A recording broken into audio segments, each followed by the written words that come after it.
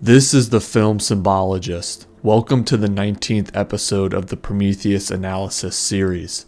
In this video, I will discuss the pyramidal structures that the members of the Weyland Corporation's expedition encounter and explore on LV-223. What are these structures? What is their purpose? Why are they here? All that and more will be explored in this installment of the series. In previous episodes, I discussed whether or not it was an outbreak on LV-223 that killed the engineers, and I explored the settings and filming locations of Ridley Scott's film, and offered my opinion on where the opening scene at the waterfall occurs. If you haven't seen previous episodes, I suggest checking those out. The idea to have the film's characters explore a pyramidal structure on an alien world did not originate with Damon Lindelof's rewrite of what became his Prometheus script, nor did the idea come from Jonathan Spaihts' original script for what was the prequel film, Alien Engineers.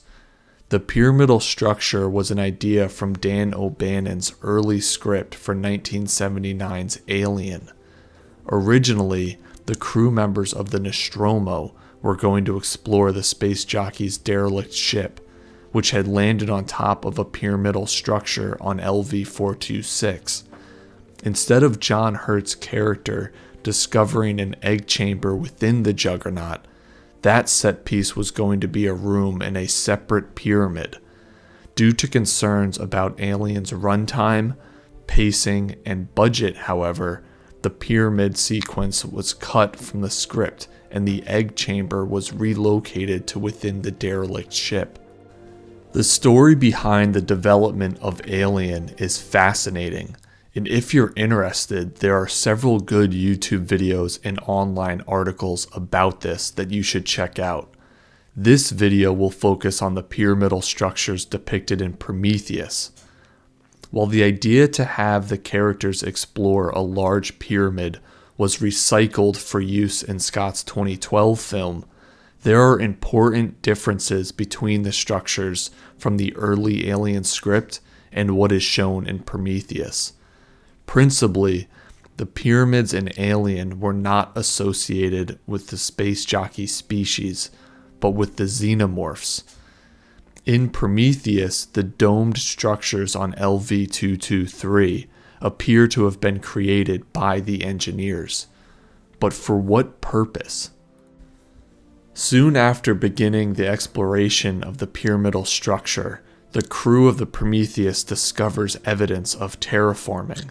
The air outside is toxic to humans and breathable for no more than a few minutes, while the air inside the structure is apparently cleaner than Earth's.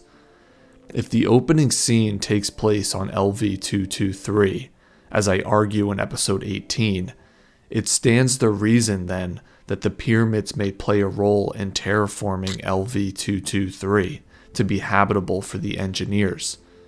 2,000 years prior to the Prometheus expedition, the pyramids may have been generating an atmosphere for the moon world.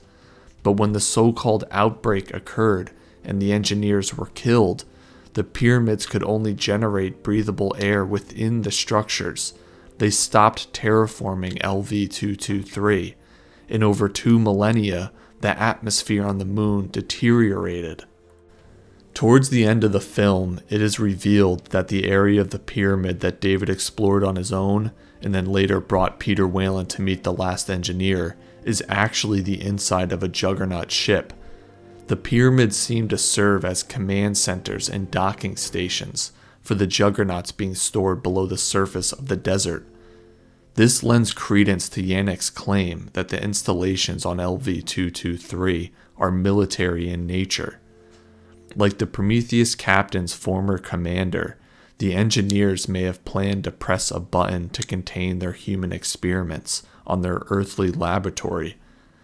There's also evidence that LV-223 contained laboratories for experimenting with the black goo. The crew explores a room within the pyramid that seems to be used for preparing the ampules prior to being loaded into the Juggernauts. This supports the idea that the domed structures are bioweapons facilities. This also aligns with Holloway's ideas about how the engineers viewed humanity. We're just some experiment. And the Earth was a goddamn petri dish. That's it. You're never gonna prove that with a bunch of 2,000-year-old mummies. Perhaps the domes are even involved in resource mining and energy production and generation on the moon. If so, there are parallels to draw between what the engineers were doing on LV-223 and what Weyland and his company were doing on Mars, as shown in his hologram presentation during the debriefing scene. Weyland leaves his homeworld of Earth to colonize and exploit Mars. Likewise, the engineers may have left or been expelled from their homeworld. In either case, LV-223 is not where the engineers are originally from. The moon could be any number of things: an outpost, a military operation, a laboratory, and the audience only sees a tiny fraction of what the pyramids have to offer. The walls are covered in a green goo and in hieroglyphics that hold recordings and maps and control systems. We can assume that every interior space in the pyramids is filled with information, of which we see only a small portion through David. Shaw's DNA analysis reveals that the beings on LV-223 are not alien creatures completely different from us. They are identical to us, just older. So while the engineers' motives are not clearly stated in the film, their activities and facilities on the moon should be familiar to us. Are the engineers' planned experiments on Earth with the black goo all that different from what some global health organizations do with medical treatments and experiments in third world countries in Africa today? Don't Westerners conduct that controversial work behind a veil of altruism, public health, and science? Should we think the advanced engineers would treat the entirety of Earth's inhabitants any differently from how many Western companies and organizations treat developing nations in the global South? In episode 14, I compared the android David to the Olympian god Hermes. I stated that Hermes was known for ferrying deceased human souls to the afterlife. This is only partially true. Hermes actually brought souls to the underworld, and in bringing the Prometheus crew to the moon, David has brought them to Tartarus, the part of the underworld where the rebel titans are imprisoned in Greek mythology. There might also be another way to understand LV-223 and the pyramids through a different aspect of ancient Greek tradition. An important part of life in classical Athens were religious festivals celebrating gods where citizens could communally observe and participate in the festivities and rituals. One such prominent festival was the celebration of Dionysus, the god of wine, fertility, and revelry, among other things. Out of this particular festival grew Greek theater. Several millennia later, cinema like Ridley Scott's Prometheus can be seen as an inheritor of that theatrical tradition. Dramatic performances were seen by the ancient Greeks as acts of worship. Plays honored Dionysus through communal storytelling that celebrated human emotions and divine influence.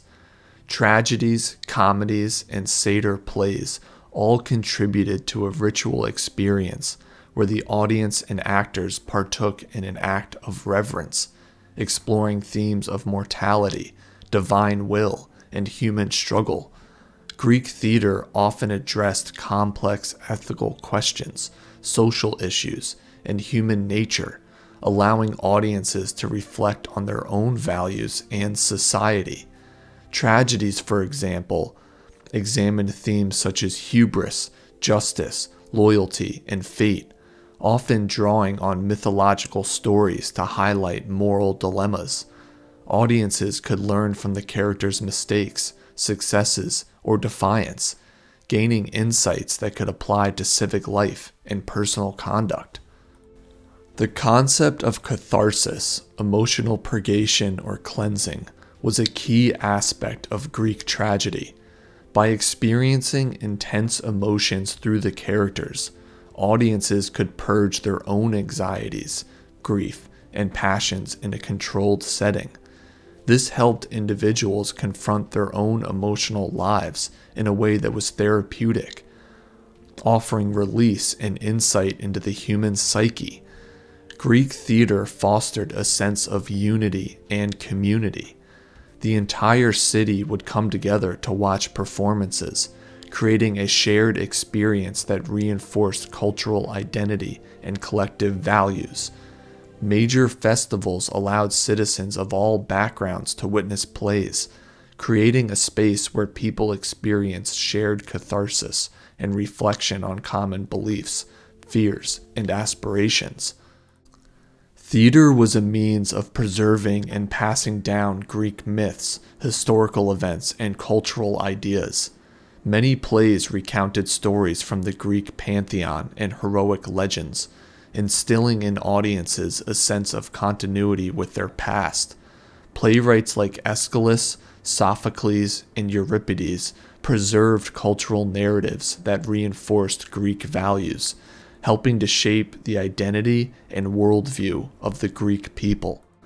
One of ancient Greece's most well-known performance venues is the Theater of Dionysus. It is built on the south slope of the Acropolis Hill, originally part of the sanctuary of Dionysus the Liberator.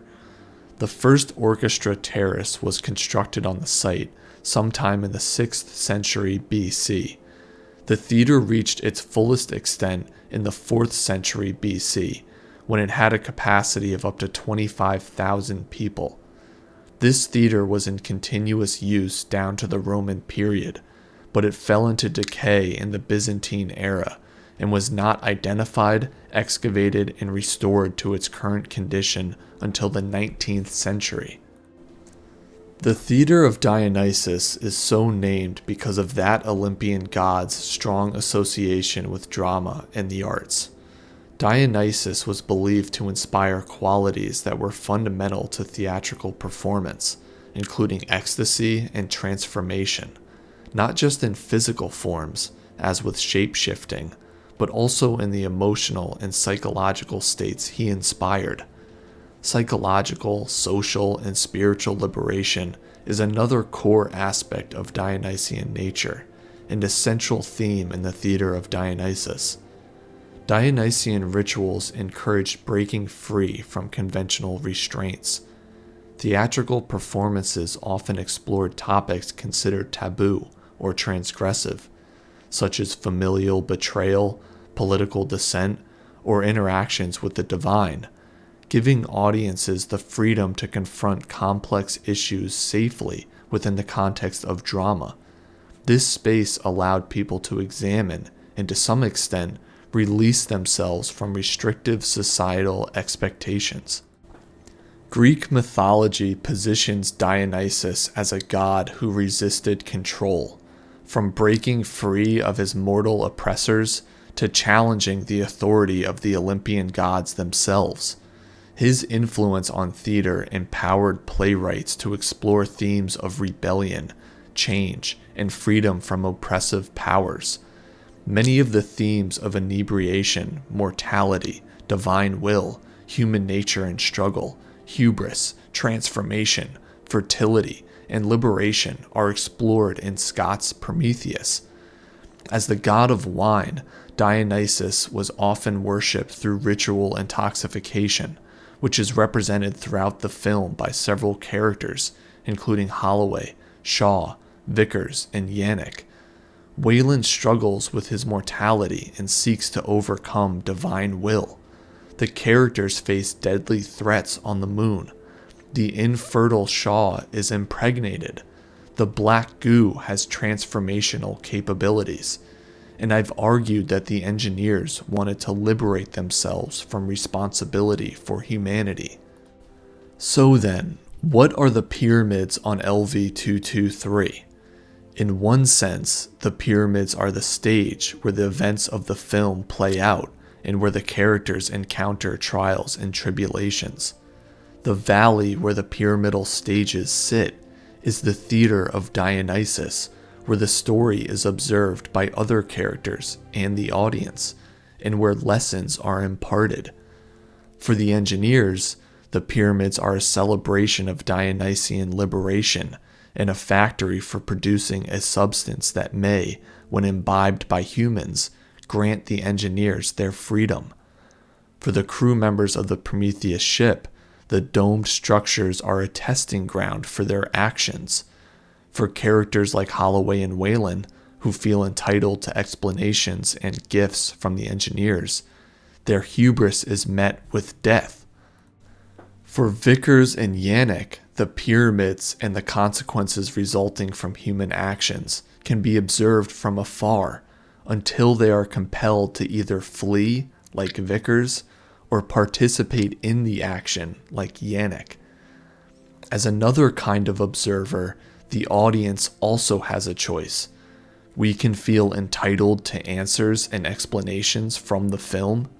We can just passively consume the content on screen.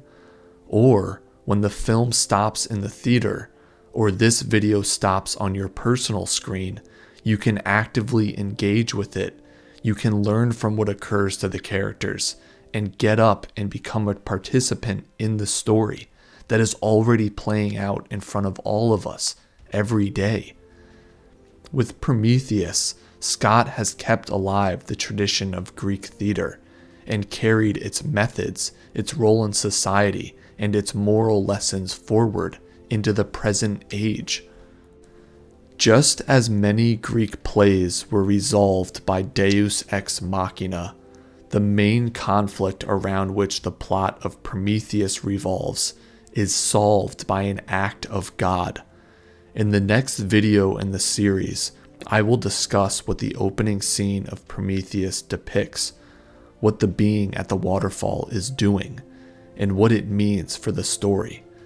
If you enjoy content like this and want to see more, like the video, comment down below, and subscribe to my YouTube channel. For early access to ad-free analysis videos and to support the creation of new content, consider joining my Patreon. Links are in the video description. This is the Film Symbologist. Thank you for watching.